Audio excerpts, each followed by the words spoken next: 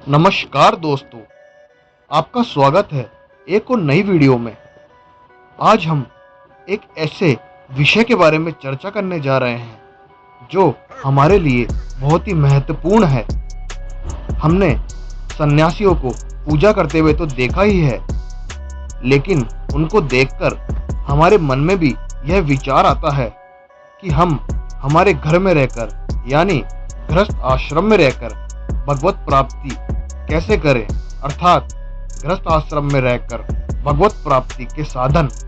यह विचार उन सभी भक्तों के मन में जरूर आता है जिनकी भगवान के प्रति निष्ठा बनी रहती है। तो आइए वीडियो में आगे बढ़ते हैं और जानते हैं गृहस्थ आश्रम में रहकर भगवत प्राप्ति के साधन। वीडियो में अंत तक जरूर बने रहिएगा। आपने मनुष्यों को यह कहते सुना ही होगा कि गृहस्थ आश्रम में रहकर भाई हम क्या कर सकते हैं, या गृहस्थ की झंझटों में फंसकर सब भूलकर नौन तेल लकड़ी की याद रह जाती है, या गृहस्थ छोड़कर जंगल या पर्वत में जाकर भजन हो सकता है, इत्यादि नाना प्रकार के उदाहरण देकर अपने बचाव तथा संसारी मिथ्यानंद में लिप्त रहने के लिए हजारों बहाने ढूंढ निकालते हैं और कर्तव्य शून्य होकर अकर्तव्य की ओर बढ़ चले जाते हैं और चले जा रहे हैं। उपरोक्त अड़चनों अथवा गृहस्थ आश्रम की कायरतापूर्ण आड़ लेने वालों से केवल यह अनुरोध करना चाहते हैं कि अगर हम किसी से सुनकर कि बद्रीनाथ का पथ अत्यंत कठिन है, या वहां से लौटने पर मनुष्य मर जाते हैं, अथवा हजारों में से कोई एक बद्री आश्रम पहुंच पाता है, अपने को असमर्थ समझ बैठे और जो अन्य पुरुष उत्साहपूर्वक जाने को तत्पर हैं उनको भी उपरोक्त कठिनाइयां सुनाकर हम हतोत्साहित करते हैं, तो बद्री नारायण के दर्शन जीवन भर भला कैसे हो सकते हैं। इसी प्रकार गृहस्थ आश्रम में रहकर बिना भगवत प्राप्ति के उपाय किए ही हम हार मान बैठे तो सद्गति कैसे प्राप्त हो सकती है। यह माना कि कार्य इतना सहज इतना आसान नहीं है, परंतु दुर्लभ भी तो नहीं है। यदि आप चाहें और अभ्यास करना आरंभ करें तो आप देखेंगे कि जिसको आप पर्वत समझ रहे थे वह एक तिल मात्र भी नहीं है। गृहस्थ आश्रम में रहते हुए भी त्याग के द्वारा परमात्मा को प्राप्त करने के लिए त्याग ही मुख्य साधन है। अतएव त्याग के लक्षण 7 श्रेणियों में विभक्त करके संक्षेप हम आपके समक्ष उपस्थित करने जा रहे हैं। निषिद्ध कर्म त्याग जैसे चोरी, कपट, झूठ, हिंसा, प्रमाद, व्यभिचार, अभक्ष्य भोजन, निकृष्ट कर्मादि में आसक्ति इत्यादि। दूसरा, काम में कर्म त्याग, धन, पुत्र, स्त्री, रोग, निवृत्ति आदि के उद्देश्य से दान, तप, यज्ञ, उपासना आदि अर्थात सकाम कर्मों को अपने स्वार्थ सिद्धि के लिए निमित्त करना। तीसरा, तृष्णा त्याग, मान, बड़ाई, प्रतिष्ठा अथवा अन्य संसारी व्याधियां जो भगवत प्राप्ति में बाधक हो उन सबका त्याग।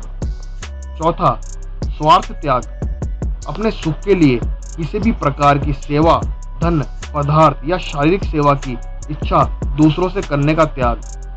पांचवा, आलस्य तथा फल की इच्छा का त्याग। ईश्वर भक्ति, देवता, माता पिता, गुरुजन, सेवा, यज्ञ, दान, तप, वर्णाश्रम के अनुसार गृहस्थ निर्वाह के लिए कोपार्जन तथा शुभ कर्मों में आलस्य और सब प्रकार की कामना का त्याग। छठा, संसारी पदार्थ कर्मों में ममता और आसक्त का त्याग। धन, मित्र, स्त्री, पुत्र, बांधवजन, मान, बढ़ाई, भवन, इहलोक व परलोक के विषय भोग रूप पदार्थ इसमें आसक्त और ममता का त्याग। सातवां, संसार को नाशवान समझकर इसकी संपूर्ण वस्तुएं माया में जान शरीर सहित संपूर्ण पदार्थों और कर्मों में सूक्ष्म वासना तक का सर्वदा अभाव अथवा अंतःकरण में उनके चित्रों का संस्कार रूप से भी न रहना। शरीर में अहभाव का सर्वदा अभाव होकर मन, वाणी और शरीर द्वारा होने वाले संपूर्ण कर्मों में कर्तापन का अभिमान लेश मात्र भी न रहना। 7वीं श्रेणी का त्याग है।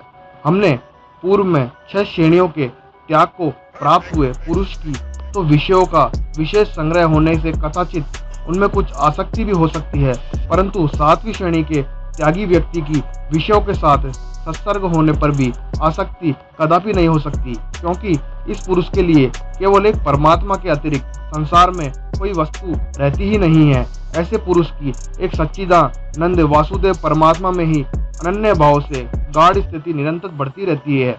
इसलिए उसके अंतःकरण में संपूर्ण अवगुणों का अभाव होकर अहिंसा, सत्य, अस्तेय, ब्रह्मचर्य, अपेशूनता, लज्जा, अमानित्व, निष्कपटता ऐसे ही व्यवहार करता है। यदि किसी काल में कोई सांसारिक स्फूर्णा हो भी जावे तो भी उसके संसार नहीं जमते। यह पुरुष सर्व सद्गुणों का आविर्भाव स्वभाव से ही रहता है, या यूं कहें कि ये सब स्वाभाविक गुण हो जाते हैं, जैसे शोर, भार, अंत्यशुद्धि, संतोष, तितिक्षा, सत्संग, स्वाध्याय, शम, दम, विनय, आर्जव, दया, श्रद्धा, विवेक, वैराग्य, एकांतवास, अपरिग्रह, समाधान, तेज, क्षमा, धैर्य, शांति और ईश्वर में अनन्य भक्ति इत्यादि। इसलिए अज्ञान निद्रा से चेत कर उपयोग 7 श्रेणियों के कहे गए त्याग द्वारा परमात्मा को प्राप्त करने हेतु किसी सत्य पुरुष की सहायता लेकर उसके कथानुसार साधन करने को तत्पर हो जाना ही उत्तम है, क्योंकि यह अति दुर्लभ मनुष्य देह अनंत जन्मों के उपकरा सिंधु भगवान के दया से ही मिलती है।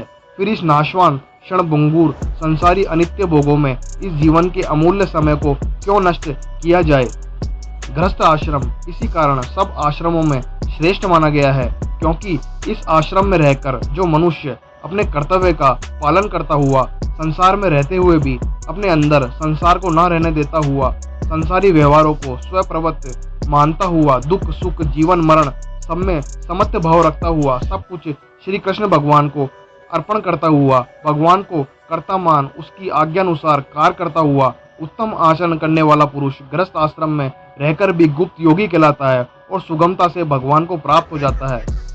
यह जो बातें हमने आपको वीडियो में बताई है, इसको अपनाने से पहले अपने गुरु की आज्ञा आवश्यक लें, उनसे चर्चा जरूर करें। ऐसे ही ना अपनाएं, किसी विशिष्ट जानकार से जानकारी जरूर प्राप्त करें और चैनल को लाइक करें, सब्सक्राइब करें। धन्यवाद।